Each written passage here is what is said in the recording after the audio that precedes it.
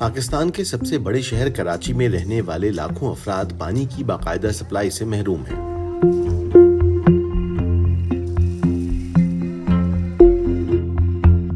انہیں اپنی روزمرہ کی ضروریات کو پورا کرنے کے لیے پانی خریدنا پڑتا ہے۔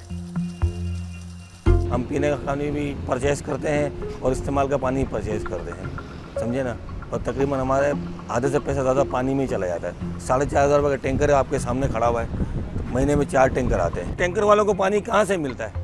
کہاں سے یہ لاتے ہیں پانی؟ اس کا مطلب پانی چوری ہو رہا ہے نا۔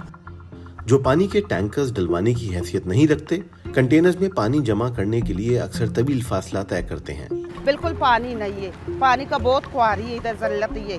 ادھر آتا ہے 6 کین ملتا ہے، گزارا نہیں ہوتا ہے، پھر ہم کیا کریں گا؟ اور اتنا مہنگا پانی ہم لوگ کیسے خرید سکتے ہیں؟ میں ابھی یقین کرے ڈائریکٹ کام سے آیا ہوں اور میں نے پانی بھی نہیں پیا، سانس بھی نہیں لیا، اور میں ڈائریکٹ ادھر پانی کے لیے آیا ہوں۔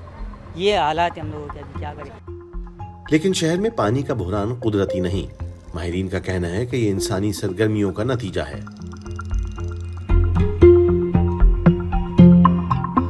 پانی کا ایک بڑا جو کوانٹٹی ہے وہ جو ہے یا تو ٹینکر مافیا کے ذریعے تقسیم ہوتا ہے یا جو بااثر طبقات ہیں معاشی طور پہ، سیاسی طور پہ، ان کی طرف ڈائیورٹ ہوتا ہے۔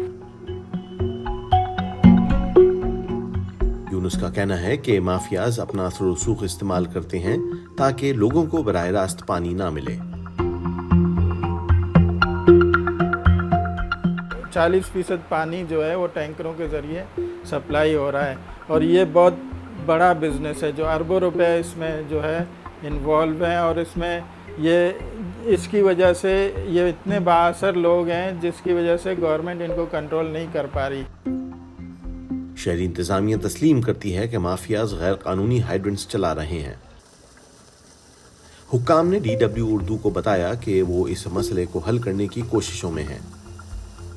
انلیگل ہائیڈرنٹس بنے ہوئے تھے سینٹرل میں اور دوسرے اضلاع میں، وہاں پہ واٹر بورڈ کی ٹیم کی سربراہی میں ہم نے گرینڈ آپریشن کیا۔ وہاں پہ مین لائنوں میں سے انہوں نے کنیکشن لے کر انلیگل ہائیڈرنٹس چلائے، ان کے خلاف کارروائی بھی ہوئی، ان گاڑیوں کو ضبط کیا گیا اور ان مالکان کو گرفتار کیا گیا۔